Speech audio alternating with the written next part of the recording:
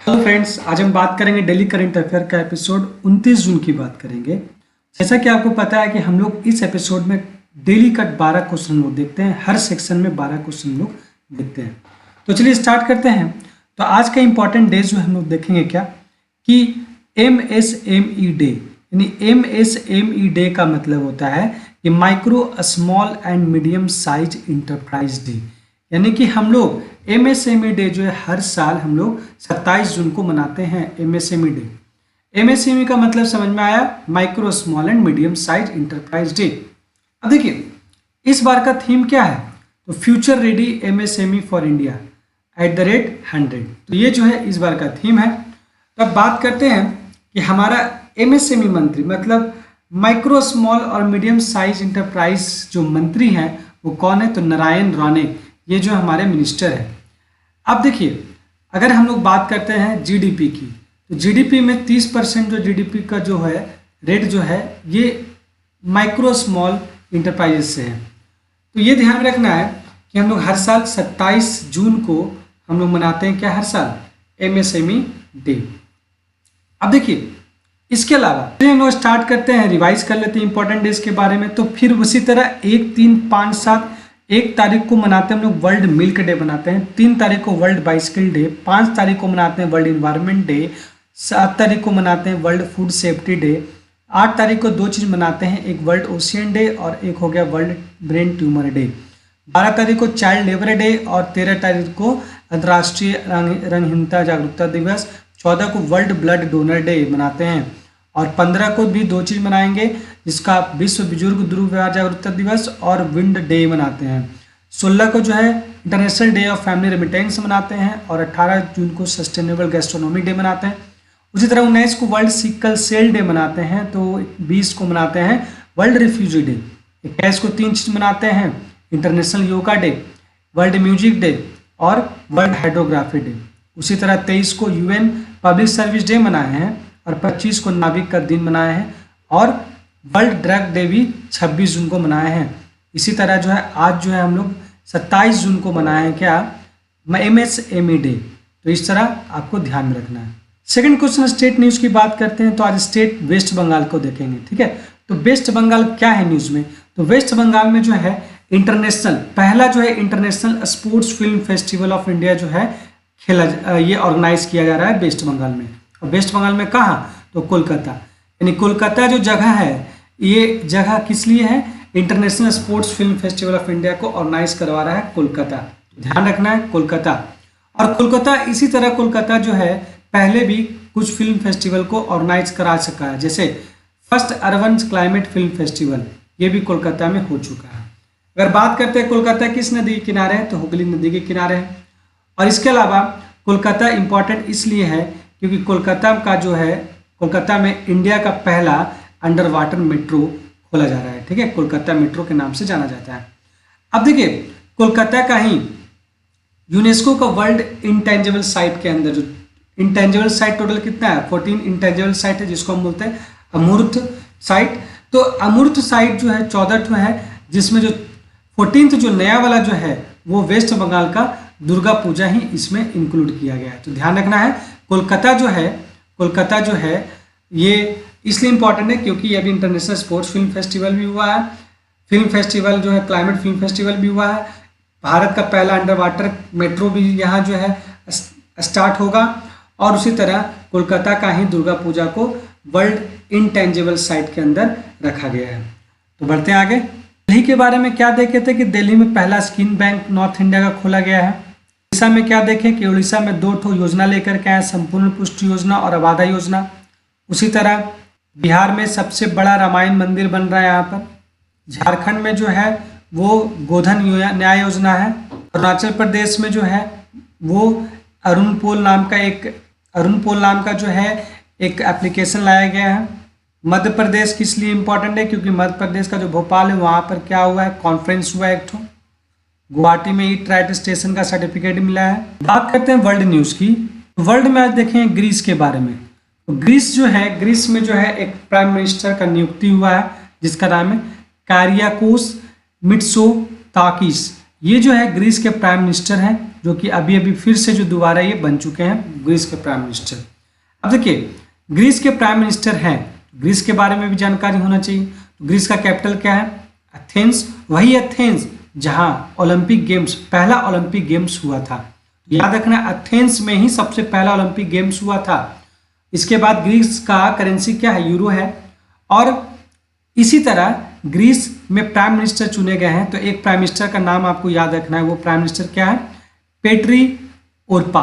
तो पेट्री ओरपा जो है फिनलैंड के भी इसी बार प्राइम मिनिस्टर सिलेक्ट हुए हैं। तो याद रखना है, प्राइम मिनिस्टर का नाम पूछेगा तो एक प्राइम मिनिस्टर है कारियोकोस मिट्सोटाकिस और दूसरा पेट्री ओरपा। ये दो नाम आपको ध्यान रखना है। बढ़ते हैं आगे। अपॉइंटमेंट की बात करते हैं। तो अपॉइंटमेंट की बात करते हैं। अपॉइंटमेंट नाम याद रखना अनुराग वर्मा। तो अनुराग वर्मा का नाम आपको इसलिए याद रखना है क्योंकि पंजाब के चीफ सेक्रेटरी चुने गए हैं। पंजाब के चीफ सेक्रेटरी कौन बनाए गए हैं? अनुराग वर्मा को। ठीक उसी तरह कुछ दिन पहले हम लोग देखे थे मणिपुर के भी चीफ सेक्रेटरी बने थे। क्या आप उसका नाम बता सकते हैं? तो देखिए उसका नाम जो है ये है डॉक्टर विनीत जोशी। डॉक्टर विनीत जोशी जो है चीफ सेक्रेटरी बने थे मणिपुर स्टेट को। तो याद रखना है, एक डॉक्टर विनीत जोशी का नाम और एक अनुराग वर्मा का नाम।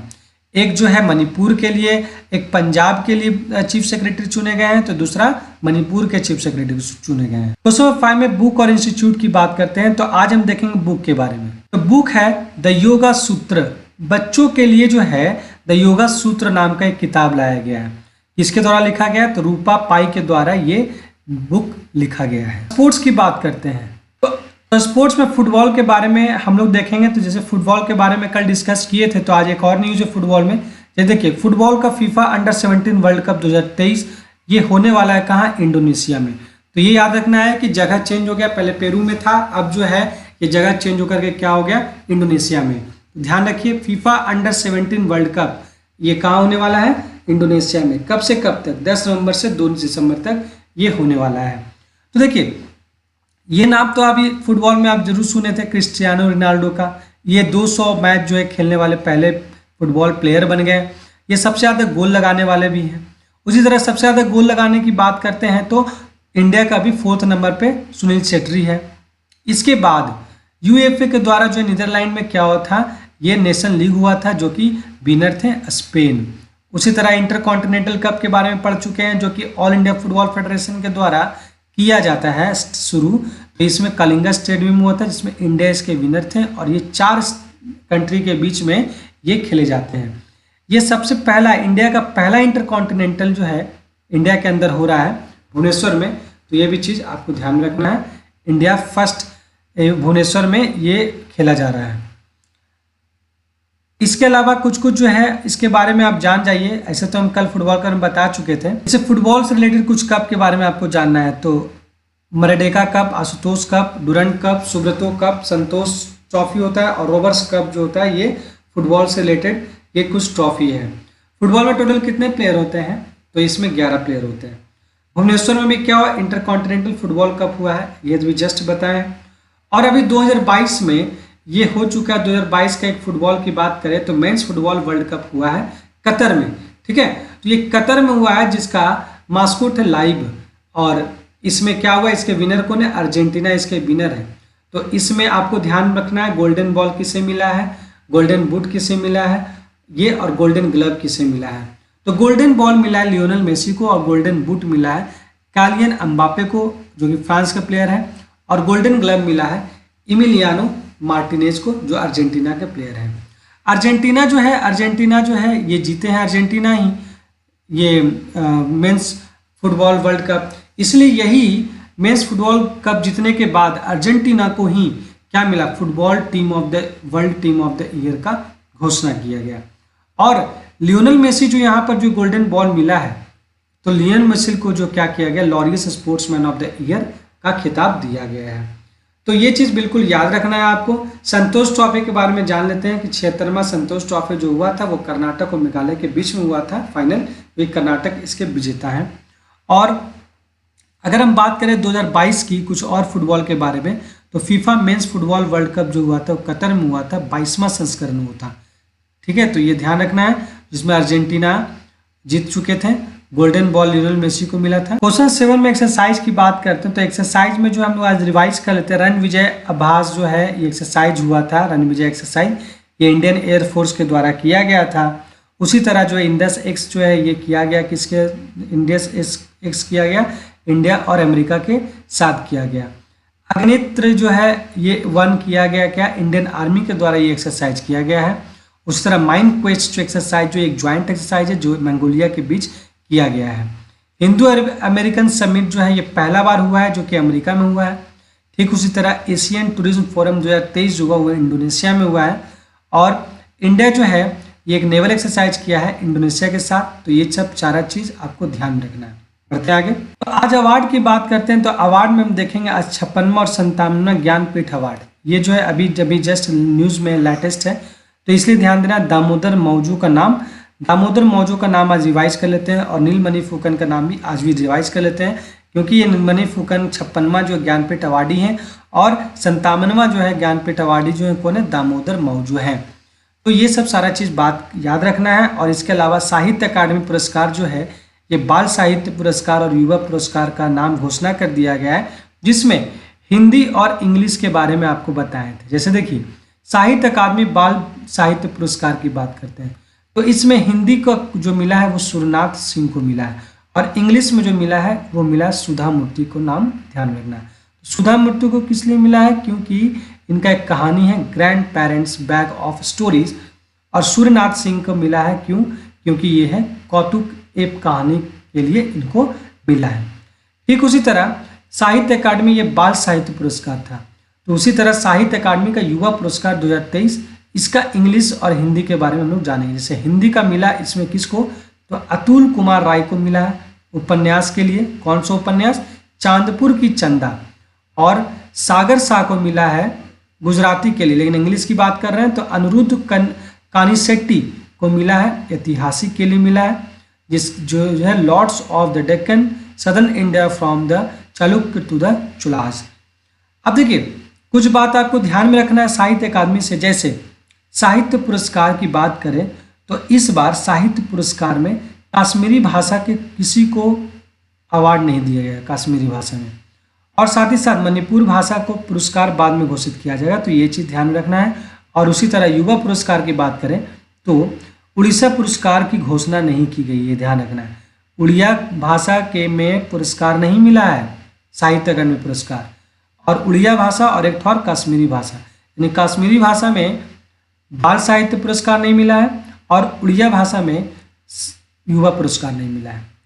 ठीक उसी तरह अगर 22 की बात करें 2022 की बात करें तो हिंदी में मिला है बद्री नारायण को और इंग्लिश में मिला है अनुराधा रॉय को मिला है। ठीक है, तो बद्री नारायण को किस लिए मिला है, तुमली के शब्द के लिए, और अनुराधा रॉय को मिला है all the lives we never lived के लिए मिला है। तो ये ध्यान में रखना है इतने सारे चीज। अब देखिए कुछ और भी आपको लैंग्वेज के हिसाब से आपको ध्यान, जैसे कि आप जिस स्टेट्स के हैं, जैसे आप क्या बोलते हैं मराठा के हैं, ठीक है, तो मराठी भाषा के लिए आपके लिए इम्पोर्टेंट होगा। आप नेपाल से हैं तो नेपाली भाषा के लिए आपको इम्पोर्टेंट होगा। पंजाब के हैं तो आप लोग पंजाबी के लिए याद रखिएगा। राजस्थान से तो राजस्थानी भाषा के लिए आपकी इम्पोर्टेंट है। तो इस तरह अपने अपने हिसाब से देख लीजिए आपका लोकल लैंग्वेज क्या है, उस लैंग्वेज के हिसाब से साहित्य अकादमी किसको मिला है, उसके लेखक के नाम और साथ ही साथ पुस्तक के नाम भी आपको याद रखना है। युवा पुरस्कार भी और बाल पुरस्कार भी, दोनों चीज आपको ध्यान में रखना है। तो बढ़ते आगे। अब देखिए क्वेश्चन 9 में इंडिया वर्ल्ड और एशियाज फर्स्ट हो गया या लार्जेस्ट हो गया, थोड़ा सा इसमें मॉडिफाई किए हैं। इंडिया का या वर्ल्ड का या एशिया का कुछ फर्स्ट है तो वो डिस्कस करते हैं, या तो कोई लार्जेस्ट है तो वो डिस्कस करते हैं। देखिए इंडिया का सबसे बड़ा की बात करें तो इंडिया का सबसे बड़ा रबर डैम कहाँ खोला गया, गया जी डैम, जो कि बिहार के अंदर गया है, उसमें इंडिया का सबसे बड़ा रबर डैम को उद्घाटन कर दिया गया है। तो ये सब चीज़ ध्यान में रखना है। तो देखिए ये बिहार की बात करें तो बिहार का कुछ और भी न्यूज़ था, जैसे बिहार में सबसे इंडिया का पहला डॉल्फिन सेंटर खोला गया है, जिसका नाम क्या था, national dolphin research centre at Patna. इसके अलावा बिहार में ये क्या पहला ऐसा म्यूनिसिपल कॉर्पोरेशन बना, पटना का म्यूनिसिपल कॉर्पोरेशन जो यूज़ करता है CBDC कोड का यूज़ किया जाता है। तो ये भी चीज़ ध्यान में रखना है। तो बढ़ते हैं आगे। क्वेश्चन नंबर 10 में obituary brand ambassador ministry airlines insurance newspaper, ये सब सारा चीज़ के बारे में डिस्कस करते हैं, लेकिन इनमें से कोई एक जो है डेली बात करते हैं। तो आज देखेंगे हम लोग एयरलाइंस के बारे में, आज हम बात करेंगे। तो एयरलाइंस क्या है, विस्टारा एयरलाइंस के बारे में बात करेंगे। तो देखिए विस्टारा एयरलाइन जो है सबसे पहला to operate commercial flight usable sustainable aviation fuel, इन सस्टेनेबल एविएशन फ्यूल के सहारे ये यूज करेगा विस्टारा एयरलाइंस। ठीक है, तो ये एयरलाइन जो है एक्चुअली एविएशन फ्यूल्स होता क्या है, तो इसकी मिक्स्ड फ्यूल है। तो इसमें क्या चीज़ मिला रहता है, तो जेट 83% और सस्टिक फ्यूल जो है 17% इसमें मिला रहता है। तो विस्तारा जो है ये जो है ऐसा फ्लाइट है जो कि एविएशन फ्यूल का अब यूज़ करेगा। ठीक है, तो विस्तारा जो है टाटा ग्रुप और सिंगापुर दोनों मिल के जो है ये बनाता है विस्तारा ग्रुप। ठीक है, इसके अलावा स्पाइस जेट के बारे में आपको पता होना चाहिए। तो स्पाइस जेट भी जो मिक्स्ड फ्यूल यूज़ करने वाला पहला एयरलाइंस बना था, जो कि दिल्ली से देहरादून तक जाता है। ठीक है, इसमें जेट फ्यूल से और साथ ही साथ इसमें बायोजेट है, यानी कि यहाँ का मिक्स्ड क्या था, जेट और सस्टिक फ्यूल, यहाँ क्या जेट और बायोजेट फ्यूल्स, ये दो चीज़ मिला गया है। अब देखिए बात करते हैं एयरलाइन, तो चंडीगढ़ एयरलाइंस की बात करते हैं। तो चंडीगढ़ का एयरपोर्ट जो है वो भगत सिंह के नाम पर रख दिया गया। झारखंड का एयरपोर्ट जो है देवगढ़ एयरपोर्ट के नाम से रखा गया। तो मोपा जो गोवा में एयरपोर्ट है उसका नाम मनोहर पर्रिकर के नाम से रख दिया गया है। तो मनोहर पर्रिकर के नाम से जो एयरपोर्ट है गोवा में, वो अभी करंट अफेयर में था। क्यों था मनोहर पर्रिकर के नाम से, क्योंकि एक लिस्ट आया था जिसको सस्टेनेबल ग्रीन फील्ड अवार्ड जो है इसको मिला था। मनोहर पर्रिकर एयरपोर्ट को मिला सस्टेनेबल ग्रीन फील्ड अवार्ड मिला है। तो इन सब बातों को आप एयरलाइन से रिलेटेड आपको ध्यान रखना है। तो बढ़ते आगे, क्वेश्चन 11 में रैंक रिपोर्ट या इंडियन ऑर्गेनाइजेशन की बात करते हैं। तो आज हम बात करेंगे रैंक के बारे में।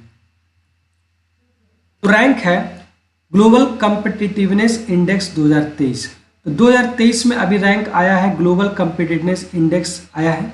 तो किसके द्वारा ये रैंक दिया जाता है, तो IMD के द्वारा दिया जाता है। ठीक है, तो वर्ल्ड कम्पिटिटिवनेस सेंटर है। तो ग्लोबल कॉम्पिटिटिवनेस इंडेक्स 2023 का जो लिस्ट आया है, जिसमें टॉप पर है डेनमार्क, सेकंड पे है आयरलैंड और थर्ड में स्विट्जरलैंड। तो ये ध्यान में रखना, IMD के द्वारा वर्ल्ड कम्पिटिटिवनेस रैंकिंग 2023। इसमें जो इंडिया भी आए हैं, लेकिन इंडिया का 40वां रैंक है, 40वां रैंक इंडिया का है। तो ये चीज़ ध्यान में रखना है। कल जो हम पढ़े थे इसके बारे में जो था, सिलिकॉन वैली का नाम आया था ऊपर, क्योंकि सिलिकॉन में सबसे ज़्यादा क्या है, स्टार्टअप्स कंपनी है सिलिकॉन वैली में। ठीक है, ये किसके द्वारा लाया था, स्टार्टअप जीनोम के द्वारा लाया जाता है। इसके साथ साथ हम देखें टाइम्स एशिया रैंकिंग का जो अभी आया था रैंकिंग, इसमें इंडियन यूनिवर्सिटी का नाम 48वां रैंक पर IISc का रैंक आया था। और इसमें पहला जो था चाइना यूनिवर्सिटी था। चाइना का कौन सा यूनिवर्सिटी है, सिंघुआ यूनिवर्सिटी था।